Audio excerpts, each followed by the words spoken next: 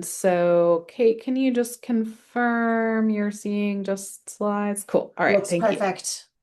Thanks so much. All right. So, as Kate alluded to, I'm here today to talk about retail foods, food trucks, other retail food establishments. We're really fortunate here in North Carolina to have a wide variety of retail food establishments. And so, we're going to talk a little bit today about the regulations that govern them, a little bit of the science behind the regulations, because I think it's important to kind of know the why behind why some things operate the way they do. And just to provide you with a little bit of additional information and resources in case you are looking to either gain a certified food protection manager certification or just find more resources. So, with that, I'll go ahead and get started. So there are a lot of considerations when starting and opening a retail food business. If for those of you who are maybe thinking about starting one or are advising someone who's starting one, or even if you've been operating one for quite a while, food safety should be one of those considerations at the very top of your list. And the reason for this is because it's estimated that about 48 million people get sick in the US each year due to foodborne illness.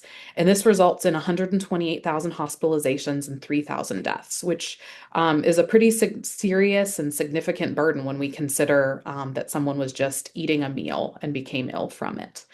It's estimated that about 31 known pathogens cause just under 10 million illnesses, 55,000 hospitalizations, and about 1,300 deaths. Not only from the public health perspective, is food safety an important consideration because you, of course, don't want to make people sick, but also from a financial perspective. It's a huge economic burden in the US and in North Carolina. And it's estimated that the overall financial burden in the US due to foodborne illness is about $77.7 billion each year. So this is due to restaurant closures, insurance costs, hospital bills, all of those things. And so this is a pretty huge burden, both from the public health perspective as well as financially. Also, just want to point out that there are some populations that are more susceptible to foodborne illness that we always try to consider when we're thinking about incorporating good food safety practices into an establishment or in our homes. And so these are what we call the YOPI populations, so young, old, pregnant women, or immunocompromised populations. And so these are the populations that are more likely to get sick from foodborne illness and more likely to suffer from more serious health conditions as a result.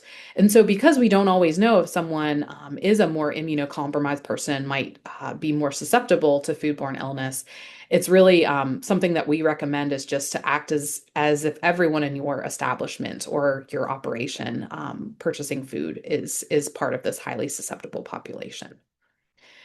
And so now all of this being said, this is not intended to scare anyone or to discourage you from starting a retail food establishment or continue operating one, but really just to focus on the fact that food safety is all about risk. We know that no food is absolutely risk-free. That's not practical. It's just not possible. And so it really comes down to implementing behaviors and controls to minimize the risk as much as possible. And so today we're going to be talking about some of those controls just from a high level, as well as how this risk is reduced through policy and regulations, both federally and in North Carolina. So today we'll be mostly focusing on regulations that are specific to North Carolina, but I did want to set the stage a little bit to understand the federal perspective as well. So these are the regulatory bodies that govern food safety. On this slide, it's from the federal perspective. So we have the Food and Drug Administration, or the FDA, which is responsible for most non-animal foods. So somewhere around 80% of the of foods produced in the U.S. The FDA also issues the FDA Model Food Code, which is produced every 4 years. And this code is what provides the guidance for food establishment operations, and provides kind of that guidelines for inspections. And we'll be talking more about the FDA Model Food Code today, since that is our main source of how we operate safely in retail food establishments. Um, We also have the United States Department of Agriculture, which is responsible for regulating the safety of animal products such as meat and poultry, as well as federally funded feeding programs. And so when we think about child nutrition programs, they fall under that. And then we have the Centers for Disease Control and Prevention, which is the agency that's responsible for actually investigating foodborne illness outbreaks. And they typically work in partnership with local health departments in the event of a foodborne outbreak. So now when we turn to more local regulatory control, local from the county's perspective as well as the state perspective. So let's talk specifically about North Carolina. We have the North Carolina Department of Agricultural and Consumer Services, or NCDA. This is the agency that regulates food products in partnership with the FDA, but it's not responsible for food service establishments. When it comes to food service establishments, this is all overseen by the North Carolina Department of Health and Human Services, or DHHS. We also have our local health departments that play a really large role in terms of overseeing food service establishments. In most cases, they are the ones that are responsible for inspecting food service establishments. So they're the ones visiting facilities, making sure that these facilities are in compliance with the FDA food code. And then they're the ones who are investigating any complaints. If there's a situation where there is a foodborne outbreak, they're conducting those investigations, sometimes in partnership with CDC. So a lot of what we're talking about today, we're going to be focusing on these last two bullets in terms of DHHS as well as local health departments. Now, I've already been throwing around a few different terms as it relates to food retail establishment, operation, restaurant. So let's define what we mean by food establishment. And I apologize, it's a very large block of text, but this is actually pulled right from the food code. And I think it's important to highlight and really point out what the definition of a food establishment is. And so it refers to any entity that stores, prepares, packages, serves, or vends food directly to the consumer or otherwise provides food for human consumption. So this could be a restaurant, a satellite or catered feeding location, a catering operation, a market, vending location, conveyance used to transport people, an institution, or a food bank. And so here's a few other additional clarifications. So there's a few instances where something is not classified as a food establishment, and I'm not going to get into all those specifics today, just for the sake of time. But if you do have specific questions about what is included in the definition of a food establishment, I can share verbiage with you afterwards. Now let's talk about the FDA Model Food Code. As I promised, we would return to this. So this is what governs food safety rules in retail food establishments. And so this is really our guidebook in terms of how we think about handling food safely to reduce risk of foodborne illnesses. And so the FDA Model Food Code is a policy that adds actionable control measures to decrease risk of foodborne illness. It's actually updated every 4 years based on the most updated science, and a supplement is issued every 2 years. And so this is where it's updated, informed by the science as well as policy discussions. It's actually through what I consider a really fascinating process. I know others may not consider it as fascinating, but basically a group called the Conference for Food Protection meets every 2 years. It's a group made up of local health departments, state health departments, federal regulatory officials, as well as industry and some academics like myself. We discuss issues and make recommendations to the FDA in terms of updates that should be made to the food code. The FDA takes all of those suggestions and considerations into account, and then they update it, either update the food code or issue that supplement. And then it's up to states and local health departments to adopt that food code as law. And so North Carolina has adopted the 2017 version of the food code as law. So now I don't want to get into the nitty-gritty of what the food code is, because it is a very, very large document. And if you are very excited about the sounds of reading a very large document, we can share the link with you and you can have at it. But I did want to just kind of highlight the main topics of what's in the code, as well as how we go about kind of regulating and providing guidance in terms of what should be adhered to. So the Food Code establishes five main key public health interventions to protect consumer health. And these key interventions have been around since the 1990s. And so we debate those updates, as I mentioned, through the Conference for Food Protection. And so those five areas really relate to who must have knowledge of food safety. And so that refers to the manager or the person in charge. And I'm going to get back to that in a minute. There's health concerns related to employee health, which is found here in Chapter 2. I'll also mention here one chapter at the beginning of the Food Code is all dedicated specifically to definitions, like that long definition that I just read related to food establishments. There are definitions for a wide variety of relevant topics that will be found throughout the Food Code. Uh, there's a good chunk of the food code is dedicated to the actual science behind the rules. And so a lot of that's found in this food chapter or chapter 3. So, for example, the time temperature relationship, and I'll be talking about that in a little bit. There's also facilities design and ways to minimize toxics and make sure that uh, materials and surfaces and everything are cleaned and sanitized. So chapters 4 through 7 deal with equipment, plumbing, facilities. And then there's a whole section on compliance and enforcement, and that delves into the details of how inspections are conducted, forms that go along with that. And then there are annexes that is a lot of times providing the science behind what's in the food code. A couple of other key components that have to do with what the interventions that go into the food code. There's also hands as a vehicle of cross contamination because our hands are a big way that cross contamination can occur and be introduced into food.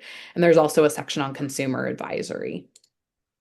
So when it comes, as I said, I would get back to the certified food protection manager requirement and that demonstration of knowledge piece. And so there is a requirement for a person with this certification to be present and in charge during all operating hours of the establishment. So that manager or person in charge needs to meet the requirements of a certified food protection manager. So that requires an exam to achieve the certificate. We offer a teaching. We offer a curriculum that prepares a person to take the exam, and there are other options as well. But I can share those resources at the end of class.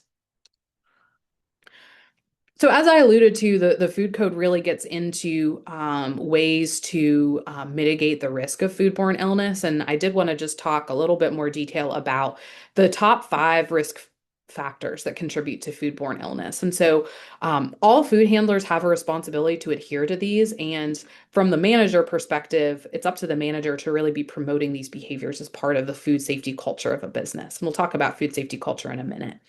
And so the food code defines what safe sources are in terms of, for example, home canned foods should not be sold in a restaurant establishment. That's if that's something that's been done in a home kitchen. And the food code has other factors that are considered in the definition for a safe source. It also provides endpoint temperatures that foods must be cooked to for safety. So one of those risk factors is the failure to cook food to the correct temperature. Another risk factor is improper holding temperatures. And so the food code provides parameters to avoid foods being temperature abused to reduce risk of foodborne illness. Contaminated equipment or lack of cleaning and sanitizing is another contributor. And so the food code also provides specific steps and guidelines around cleaning and sanitizing. And then poor personal hygiene is actually the top contributor to foodborne illness. And so that's why so much of the food code goes into employee health guidelines, hand washing guidelines, and precautions that should be in place, like an employee health policy. I alluded to food safety culture a minute ago, and so I just did want to take a second just to define that. And so, if the food safety or culture actually refers to the attitudes, values, and beliefs shared by a group as it relates to food safety. So, what is the attitude towards food safety behaviors? Is it something that's of value to the organization? And it's really up to food managers to uphold a positive food safety culture. And so, it really comes down to Do food handlers, how do they approach handling food? Do they feel confident in calling out a problem? And so those are all considerations when we think about a food safety culture. Now we're going to talk a little bit about other retail food establishments that might not be a traditional restaurant, just for some things for you to think about if you are interested in these types of applications. And so, something that we see quite often here in North Carolina and in Wake County are festivals, fairs, those types of events where food vendors come and sell food for a specific amount of time. And so, this is where a temporary food establishment is defined as a food establishment that operates for a period of no more than 14 consecutive days in conjunction with a single event or celebration. So, this is one of those things where in Wake County and most of the other counties in North Carolina, if you'd like to sell food at a special event, you need a temporary food establishment permit. So I have the link here to the Wake County one, but the other ones throughout the state are also available. You can do a quick Google search and find it. I'd also be happy to point you to the local county health if you need help finding it. So these temporary permits are issued that occur in conjunction with a fair. So, for example, the North Carolina State Fair, those food vendors have those types of permits.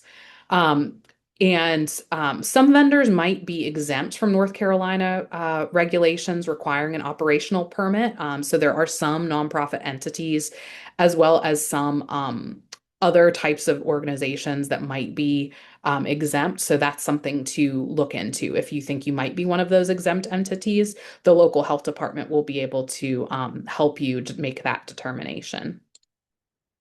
Another really popular entity that we see in North Carolina, I know here in Raleigh, we have a food truck rodeo at least once a year. So when we're thinking about food trucks or mobile food units, the food trucks and mobile food units are regulated by the local health department. And so a food truck or a mobile food unit is defined as a restaurant on wheels that's fully enclosed, so floors, walls, ceilings. It has these specific requirements in terms of meeting that definition. So, a refrigeration for cold storage, cooking equipment, a hood system, utensil sink, hand washing sink, a water heater, and a preparation space. And so hot dog carts are classified slightly differently because they're pushed and easily moved. And so as a result of that, they have slightly different requirements. And so those are available through the local health department.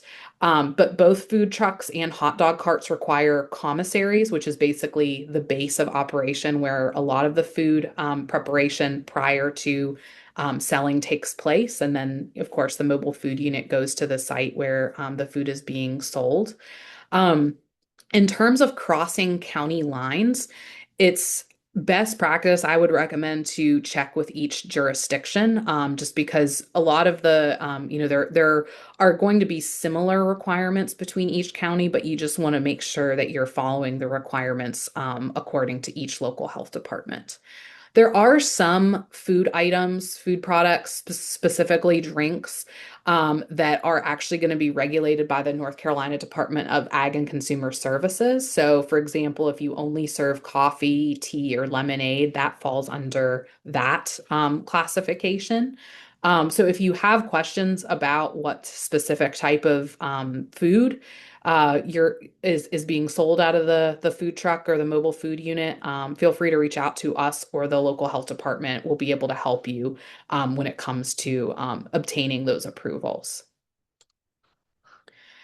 Now, another really growing area is the use of a shared use kitchen, and so this is a commercially licensed space where multiple food businesses can rent a space to prepare food. So it's oftentimes a more cost-effective measure to use a kitchen space. There are some types of foods that are sold in North Carolina that are not approved for use for production in a home kitchen, and so they must be prepared or produced in a shared use kitchen. And also, food trucks and mobile food units might opt to use a commercially licensed space like this as their commissary kitchen. This also requires permitting.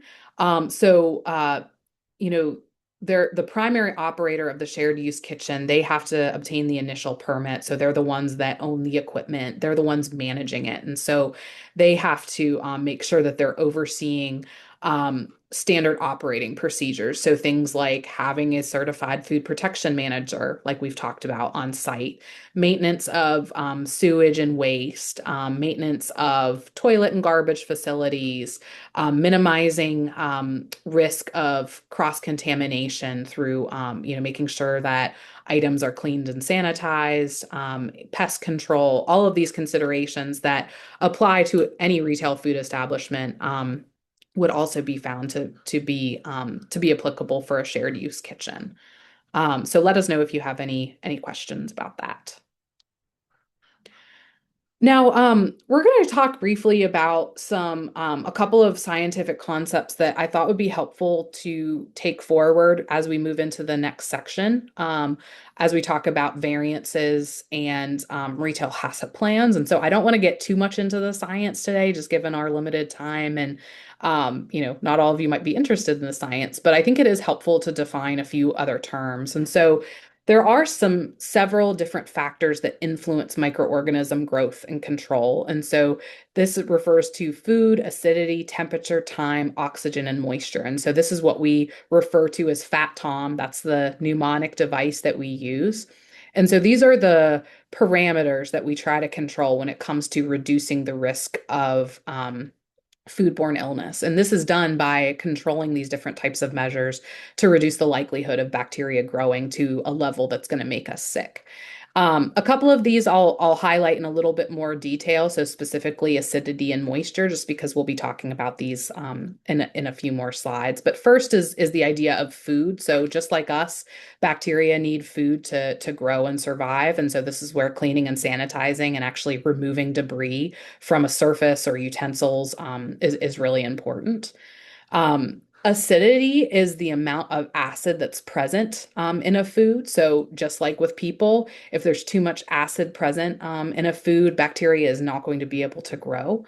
And so we have a scale that I won't get too much into the details of, but basically the acidity grows, or as the acidity level rises, we have a lower pH. And so we can actually alter the pH of a food through different mechanisms. And so an example of this is fermentation. So the science behind fermentation, when you're making a fermented food, you're actually dropping the pH of the food. And that process allows for the growth of a lot of good bacteria, like lactic acid bacteria, that make that really good taste and flavor and texture that we like in fermented foods. That drop in pH also means that it's going to prevent harmful bacteria from growing. So that's an example of kind of altering the acidity of a food to make sure that harmful microorganisms aren't going to grow. There's also temperature and time. And so this is something that we emphasize a lot when it comes to keeping food safe in terms of that temperature time relationship. So the longer that a food that requires temperature control for safety stays out at room temperature, the more likely microorganisms are to grow. Oxygen is another consideration, and so there are some microorganisms that do really well growing in high oxygen environments, whereas some microorganisms, like the bacteria that causes botulism, does really well in low oxygen environments. And so that's why we worry more about botulism in a home canned product. And then the last consideration, the last factor to think about is moisture, which is also known as water activity. And so we think about this, defining this as the amount of available water. And so again, bacteria are just like us. They need water to survive and to thrive. And so they need water available in a food to be able to do well. And so if we have ingredients in a food binding up available water, like salt or sugar, we're less likely to see bacterial growth. And so this is something where we see restaurant operations sometimes influencing the water activity of a food. And there are some suggestions that we have, and I can provide more details a little bit later. So now that is really what I wanted to provide in terms of scientific background before we move into this next section. And so this is for processes requiring a HACCP plan and or a variance. And so this is for retail food establishments that are looking to operate outside of the food code. And so what we mean by a variance, this is a written document that is an approval from the regulatory authority that is approving a retail food establishment to operate outside of the code. And it's basically a review of their process and saying, yes, you are operating outside of the food code, but because of the plan that you have in place, we don't think that it is an additional health hazard or public health burden. So you're still operating as much according to food safety controls as possible. And so I'm going to talk through a few of those considerations. Also, I mentioned a HACCP plan. And so this is a hazard analysis and critical control points. And so there are some types of processes that require a HACCP plan to be submitted to the local health department. And so this is a systematic hazard-based system that ensures risks are controlled in the process. And so it's, again, proving that the resulting process is equal in safety to what's being followed in the North Carolina Food Code, if it's followed according to those steps. And to quickly go through the seven principles of HACCP, we could spend a lot of time talking through all the details of HACCP, but just to know that it is a seven-step process where you are analyzing what hazards could occur in a food, you're identifying ways to control for those hazards, and then you're establishing limits, as well as ways to monitor those limits and make corrective actions. And so if you are in the situation where you need to develop a HACCP plan based on your process, you are going to need to write out a food flow of how your food is being produced, from all the way from receiving your ingredients to the final product. Identify where hazards could enter or could occur, and then identify those specific steps. And then thinking about how you're going to train people to follow this HACCP plan, how you're going to use tools to be able to follow the HACCP plan. So, for example, if you're altering the pH of a product to allow it to be sitting out for a long period of time, for longer than 4 hours, according to the food code, how are you going to check the pH of this product? Um, so with HACCP, the focus is on specific activities, and so they really have to demonstrate that they have adequate facilities, equipment, and premises, and so really demonstrating that they have no problem following the food code as a prerequisite program. It's unlikely that an operation that's already struggling to follow the basic requirements of the food code is going to be able to get an approved HACCP plan, but it's one of those things where you start with the food code and then have that as the prerequisite program, and then look into submitting for these variances if that's something of interest. Um, I don't want to overwhelm too much with this table, but just to I'm going to talk through each variance just for a minute specifically, just because that we have seen a really large amount, an increase in variances and special processes of interest in North Carolina. So I sit on the North Carolina Variance Committee, which is the group in North Carolina made up of a lot of local health officials, as well as Department of Health and Human Service individuals who review these plans to make sure that they are following all of the proper steps and are making sure that they can reduce the risk as much as possible and are meeting all those requirements that we just talked through.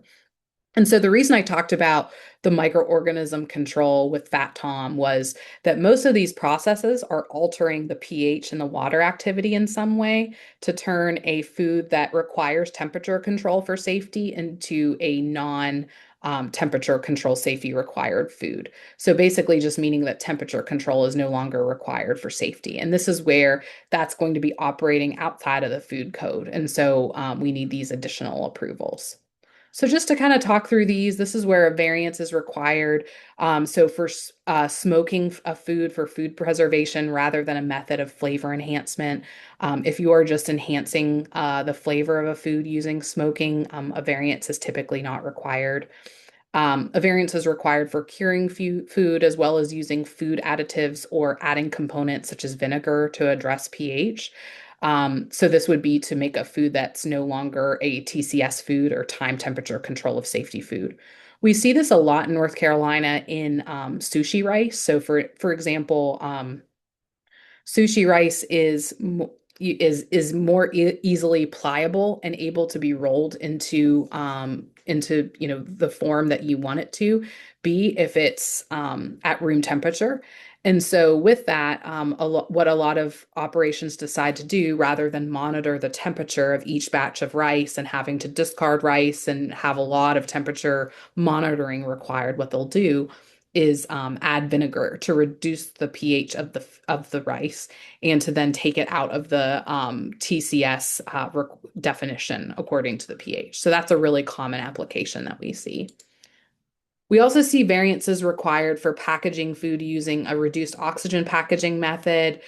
There are some exemptions that I'm not going to get into here, but if you have questions, please feel free to follow up with me afterwards. Variance is also required for operating a molluscan shellfish system, custom processing for personal use, preparing food by another method that's determined to require a variance, or sprouting seeds. And so just to talk about these in a little bit more detail, specifically for the applications that we see pretty commonly in North Carolina. Reduced oxygen packaging is quite common in North Carolina. In some establishments. And so this is also known as vacuum sealing. This is where in some cases a variance is required, in some cases it's not. And so in some cases there are some exceptions in the food code. And so I don't want to get too much into the weeds of what's allowed and what's not. But if you do have specific questions about reduced oxygen packaging, please do reach out. Sprouting is not often seen at retail, but sprouting is a higher risk process just because we're looking at consuming the seed that's below the root. And because it's sprouted and grown in the water, which is a high moisture environment, we see this as a riskier food product. I do want to clarify here, this is not the same as microgreens because microgreens is still technically harvested. Cutting the microgreen is the field cut. And so sprouts and microgreens are seen differently. So with sprouts, we're consuming that seed that's below the root. And there have been quite a few outbreaks associated with sprouts. And so there are critical control points in an FDA guidance document that complies with the produce rule. And there's also been plans approved in North Carolina where certificate of analysis was used. So I did want to just mention that. There's also custom processing for personal use, and so this is where we see an operator might be processing a meat product or something in their facility for their personal use. And so there's actually an outbreak in North Carolina several years ago where a goat was processed in a restaurant facility and the person processing it did not clean and sanitize properly. And this actually resulted in E. coli 0157H7 outbreak where there were 40 illnesses and one death. So just to highlight the importance of cleaning and sanitizing. And in most cases with these types of variances, we're going to see a separation of space and time, that for example, custom processing for personal use can't be done while the restaurant is in operation. Operating a live molluscan shellfish tank. So this is, I think, not quite as common in North Carolina, but we have taught a retail class in various locations throughout the state, specifically on the coasts where this is a lot more applicable. And so because oysters and other types of shellfish are filter feeders. That means that if there's pathogens such as norovirus found in the waters where they are, that virus is congregating in those oysters, and so this makes them a higher risk product. And so there's various control measures that they require as critical control points, specifically sanitation as well as tracking shellfish tags. So curing, drying, and smoking of fish, meat, and poultry is also very common. Again, just want to emphasize that when it comes to just flavor enhancements, this is when a variance is not required. But a lot of smoking is done for flavor and retail, so this would be within the food code. So that's just something to mention. But if you are doing it for something outside of the food code, this is where a variance would be required. Similarly, the drying of meat and poultry also requires a variance, just because that length of time using to dehydrate is going to be outside the food code, and you still might not be reducing microorganisms to the recommended level. For the fermentation of sausages, we get some questions about these, and we work really closely with one of our meat extension specialists, Dana Hansen, here at NC State. So he is a really good resource in terms of if you have questions related to fermented sausages at retail.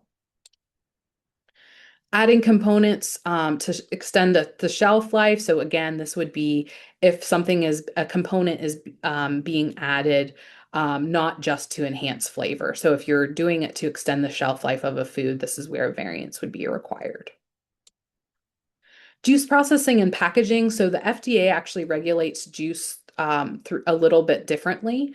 And so a variance is not required if you can achieve a particular performance standard showing that you have a certain reduction in pathogens. You can also apply a warning label in the place of a HACCP plan. Um, but just to note here that North Carolina doesn't regulate wholesale juice. The Department of Health and Human Services only does retail. So each state, this is where North Carolina differs from other states, and sometimes it's a little bit confusing. But DHHS is the place to reach out to if you are thinking about selling juice at retail. A couple of other points where I wanted to mention where a HACCP plan is required, but no variance is required. This is when a temperature control for safety food that's packaged using reduced oxygen packaging and is maintained at refrigerator temperatures and meets some of these criteria, may just only require a HACCP plan versus a specific variance application. There's also a few other considerations where just a HACCP plan is required. So fish that's frozen before, during, and after packaging, using cook chill or sous vide, specific cheeses that are packaged using ROP, juice packaged in a food establishment without a warning label, or unpackaged juice prepared in a food establishment serving a highly susceptible population. So I hope all of that information wasn't too overwhelming from the variance and HACCP plan perspective, but did want to just kind of give a glimpse of what this looks like in terms of if you are interested in selling one of these products. I definitely don't want to discourage that in terms of like the paperwork required or concerns about safety. It's just working through the appropriate channels. And so this is where the environmental health provides the special process document templates to a person upon request. If you are submitting one of these where it's just the HACCP plan, you would submit the HACCP plan back to the local health department. As an aside, there are quite a few individuals who help write and review HACCP plans, but you can also work with your local health department. They are often very helpful when it comes to thinking about what should be in your plan. The environmental health reviews and validates the plan. Sometimes there's some back and forth in terms of clarifying or specifying what's in the plan. They complete and validate the HACCP plan, and then they issue an approval letter to the client. And so then that's up to the retail establishment to retain those HACCP documents and their approval letter on site. So that HACCP plan might include things like monitoring temperature logs or a pH log, training logs, those things. So that would all be kept on site, and they would be required to maintain that as part of the HACCP plan. And then there would be field verification visits. So the Environmental Health Authority would actually conduct field verification visits to the site to make sure that what's being done at the site actually follows what is being said in the plan. It's a similar type of process when it comes to those special processes that require both a variance and a HACCP plan. It's just that they are submitting both HACCP documents and a variance application, so it's just a little bit more paperwork given those additional approvals. But similarly, the variance committee, which will review the application, make sure that everything can be validated, and then similarly, a letter is issued and verification visits are conducted by environmental health. So with that, I wanted to take a few minutes. I know that was a lot of information. And so just to kind of emphasize the fact that that I and the rest of the Safe Plates team is here as a resource for you. I'm happy to share my slides afterwards, but did want to just take a couple minutes briefly to talk about what we offer through the Safe Plates program. So, Safe Plates is housed within the Agricultural and Human Sciences Department within Cal. So, we're in the same college as Food Bioprocessing and Nutrition Sciences, just a slightly different department. And we have the Safe Plates team has both an extension arm and a research arm. I lead up the extension team, and we do a lot of work around training and educational programs, as well as run a food safety information center. And so our training and educational programs, I'll show in the next slide a couple of specific programs that might be of interest to you. But we teach a Safe Plates for Food Managers class in partnership with the support of a lot of our family consumer science agents, a couple of whom I see are on the call. And so they teach this class, and we also support those programs.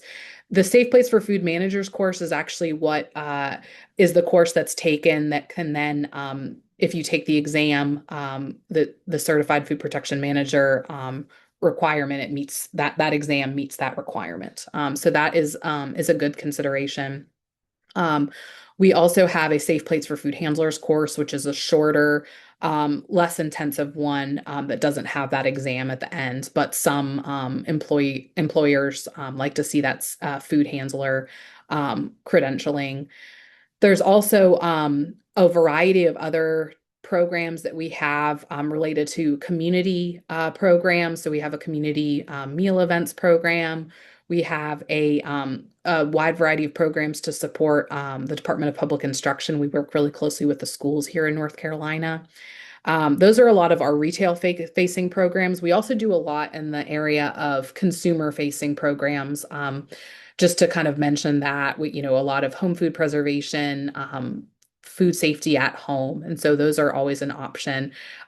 We have a variety of fact sheets and resources available on our website. And family consumer science agents are often teaching these programs. So take a look online if you want to see what's being offered in your county or in your surrounding counties.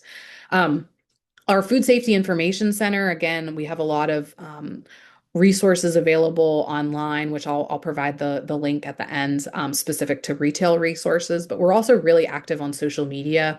We are on TikTok, Instagram, Facebook, and so we are really passionate about providing science-based, evidence-based messaging to consumers. And so we'll provide tips for kind of what's going on based on the time of year. So for example, we do a lot of suggestions for food safety tips around the holidays. Right now is barbecue season, so we talk about that.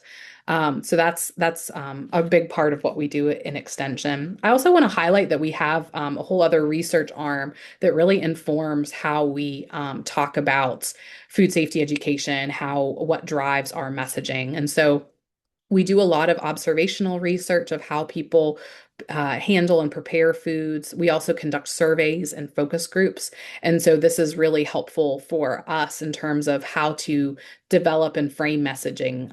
If we know how people handle food, then we can better develop messaging.